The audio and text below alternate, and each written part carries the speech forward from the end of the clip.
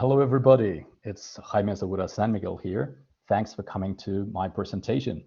I cannot quite see you, but after 2 years of COVID, my clickbaited title has hopefully attracted a vast swarm of people to this panel. The objective today will be to explore and explain how plagues have become ubiquitous and self-spreading, thus working like a myth that represents our fears. They've been portrayed in religious texts such as the Bible. They've been plot agents in tragedies like Oedipus Rex and have carried out the will of wrong divinities in the Iliad. They've been revisited by medieval writers like Boccaccio, and eventually they made it into the Romantic and Gothic traditions as well, with Mary Shelley and Edgar Allan Poe. Finally, they eventually became conscious myths and symbols in the 20th century with Camus, Foucault, and its revival in horror literature, therefore becoming a central Gothic symbol that represents social anxiety and fears, which have been doing for over 2 millennia. But let's start. Originally, I wanted to cover first how it's used in the classical age as well, but for the sake of brevity, we're going to jump straight to modern works. After the Middle Ages, and with the Enlightenment and Romanticism, literature becomes more conscious of its critical and social role. Plagues are no longer used as plot agents to test the leader's resolve, the way it is, for example, in the Iliad or in Oedipus Rex, but as part of the actual critique. For modern writers, the myth of the plague might represent societal disruption, political upheaval, and our own social trauma and human flaws. René Girard, who wrote the brilliant Plagues in Literature and Myth, states that the plague is often preceded by a reversal, and I'm quoting him now. The plague will turn the honest man into a thief, the virtuous man into a lecher, the prostitute into a saint, friends murdered and enemies embrace. Wealthy men are made poor by the ruin of their business. Riches are showered upon paupers who inherit in a few days the fortunes of many distant relatives. Social hierarchies are first transgressed, then abolished. Political and religious authorities collapse. The plague makes all accumulated knowledge and all categories of judgment invalid. So not only does the plague simply affect the wealthy, something that could be taken as a divine punishment for the lack of humility, or the peasant for hoarding riches, the plague effectively affects people randomly, thus obviating any differences between social classes. It dissolves all meaning and order. It is the great equalizer. But let's see how it works in different modern works. In Mary Shelley's The Last Man, which is the first book in literature history to depict a whole world wiped out by the plague, we can encounter some biographical elements in the fears it might represent, since the loneliness of protagonist Lionel Verney resembles that of Shelley's, whose late husband, Percy Bysshe Shelley, and friends Lord Byron had left her life shortly before due to the plagues in Italy and Greece. Shelley harshly attacks the values of enlightenment during the novel, where she questions the usefulness of collective effort for progress, making the characters face many unnecessary problems stemming from people's self-centeredness and folly. Likewise, her attacks on religious faith are embodied in the false prophet who leads the people astray while hiding the effects of the plague before finally committing suicide. In a modern horror film, he'd be your traditional character who gets bitten by a zombie and hides it until it's all too late.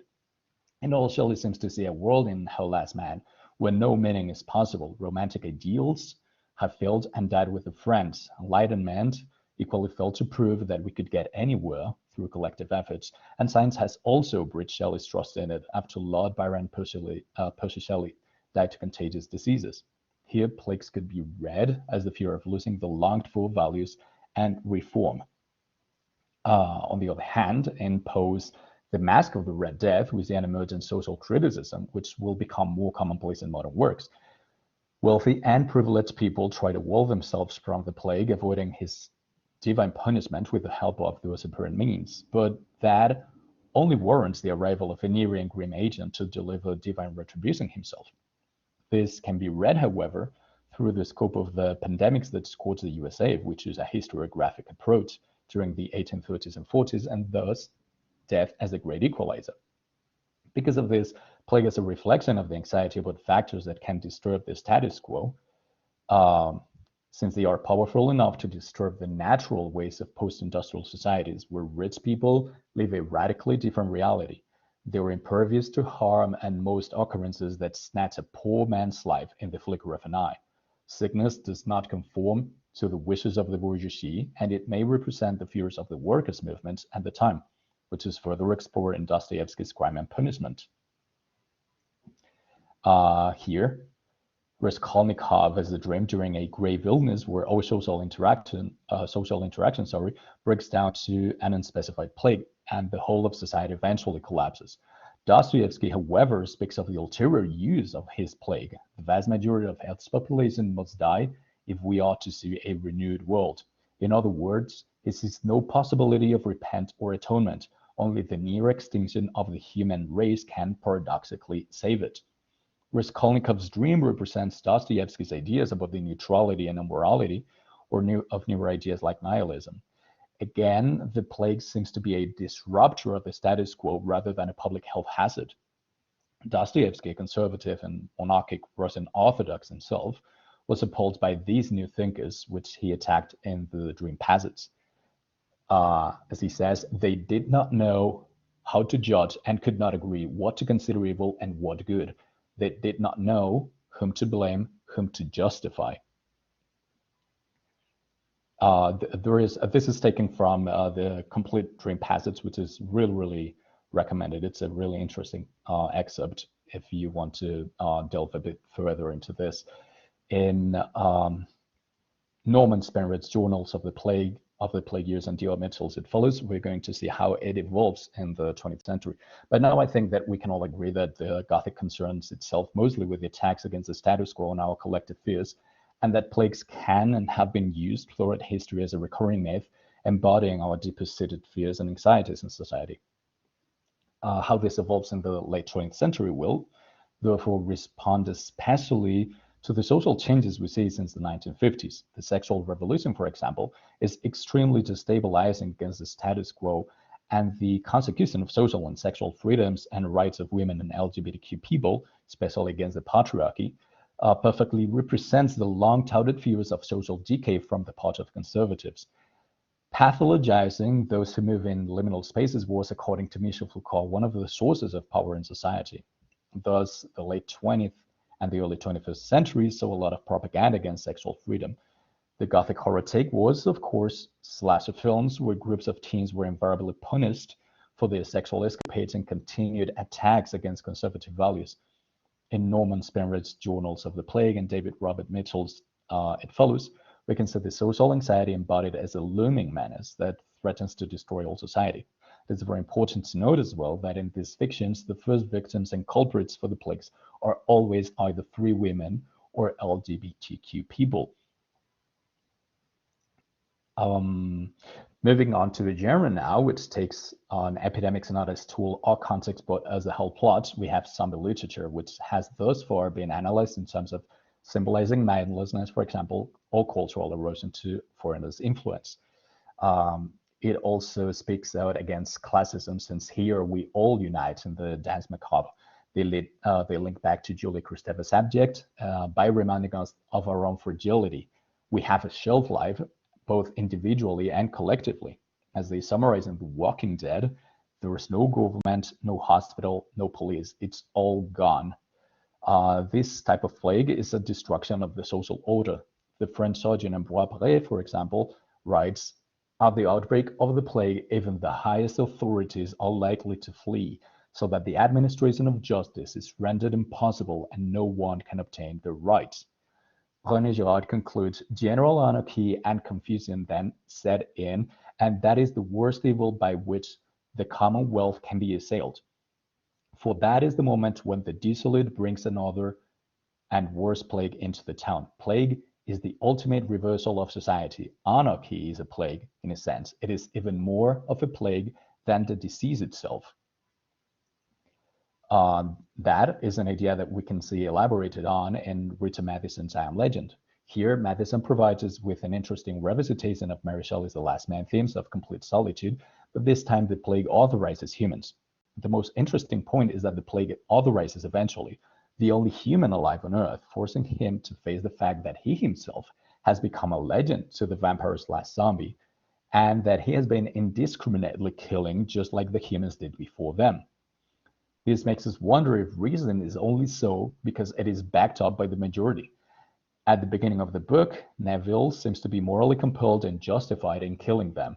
They are the other, and all measurements are valid to maintain the status quo. At the end of the book, however, we see that the status quo is indeed different already.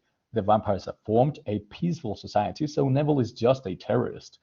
Matheson's brilliant capacity to authorize his links directly to Garth Ennis's Crossed, a graphic novel from 2008.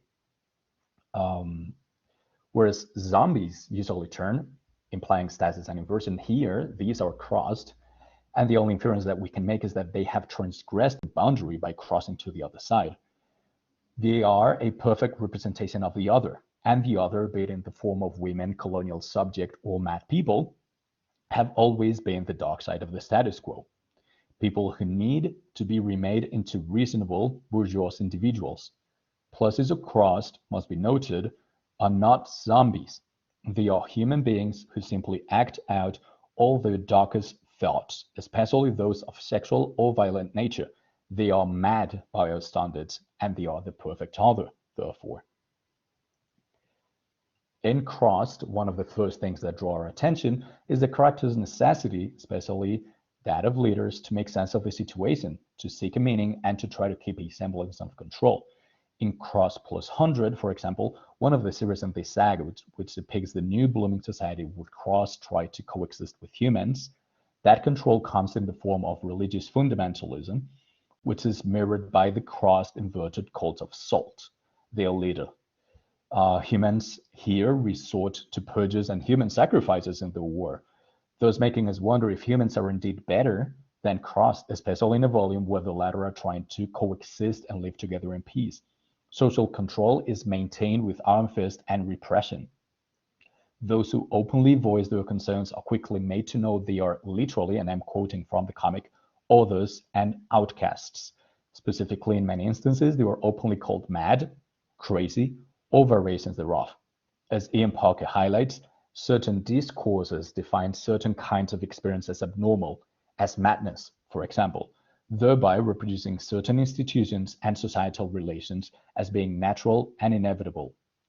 In this discourse, since only mad people are against the rapes and murders, it must logically follow that rapes and murders are good and necessary and have become part of the vast array of tools that the dominant culture makes use to control the rest of the population. This is also reflected in the discourse of the comics. In Crossed, Joseph, one of the protagonists and a Protestant shepherd, rapes his female family members nonstop. The mainstream discourse tries to pass it off as, literally and quoting, God's new ways. One of the effects of the rise of extremism is the acceptance of behavior that was once considered beyond the pale, as Peter Biskin puts it. Joseph is a strong leader against the cross, however, and in this new extremist culture, might makes right. As Peter Biskind again puts it in his The Sky is Falling, how vampires, zombies, androids, and superheroes made America great again for extremism, which I really recommend. If the Shanta's son's bad behavior, while the left, following the radical romantics, transforms it into good behavior, the right, on the other hand, embraces violence and revenge in particular without tears. As he says, the world needs bad men. They keep the other bad men from the door.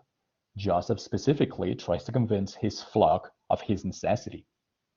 Adeline, one of his family members, eventually becomes a strong leader too.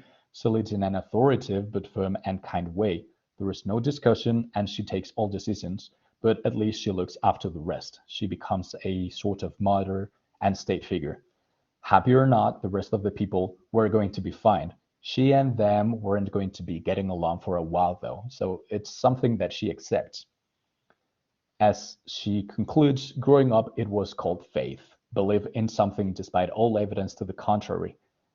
But she also notices that they are losing their humanity. As she says, at that point we had just had to have faith that we were worth something, despite the fact that more of us were dead by our own hands than anything the crossed ever did to us. Quite often throughout Crossed, we find characters who are presented with difficult dilemmas. Now, in mainstream fiction and pre-apocalyptic situations, those problems are usually sorted based on traditional values. With all inherent meaning and systems of judgment down the gutter, however, the rise of extremism is inevitable.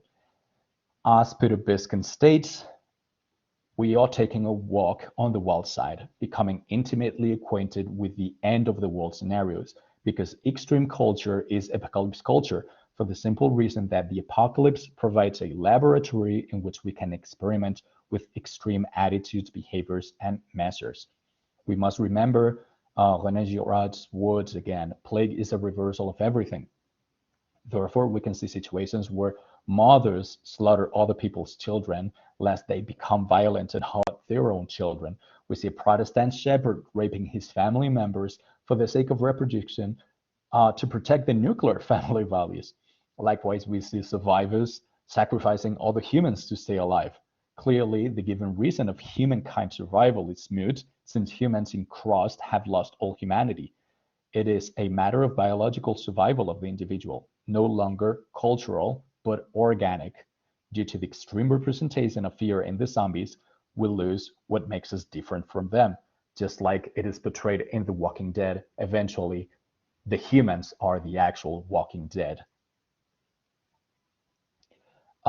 As we have seen in this brief overview of mythological and symbolic plagues through history, considering them a recurring myth is perfectly justifiable.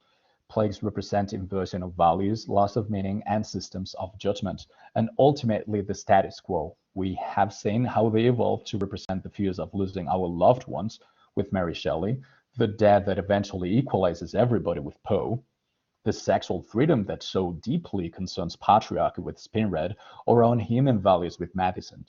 I think Garth Ennis's Cross is really interesting because of the ultimate question it poses. Should we fear the plague, or should we fear ourselves and the way we act and behave when the plague disrupts the normal state of things? René Girard points out the sacrificial element, which may be limited to the assertion that all death and suffering from the plague is not in vain, that the ordeal is necessary to purify and rejuvenate the society, thus justifying the extremist measures to preserve the status quo and avoid the realization of our fears. Here, for example, the conclusion of Raskolnikov's dream, only a few men could be saved in the whole world. They were a pure chosen people, destined to found a new race and a new life to renew and purify the earth. Finally, I would like to end this presentation with Cross's main character Stan's closing narration. As he says, "There was no great secret to the Crossed. I've never seen one do anything a human being couldn't think of doing, hadn't thought of doing, or hadn't done. They were all the awful aspects of humanity, magnified 100,000-fold, but they were nothing more. Where did they come from? Us." Well, thanks everyone for your attention. I won't be around for questions because this isn't live, but I hope you really enjoy the presentation. And if you're curious about any of the aspects herein discussed, you can contact me at jaimesegura.sanmiguel@ucm.s. Thanks again.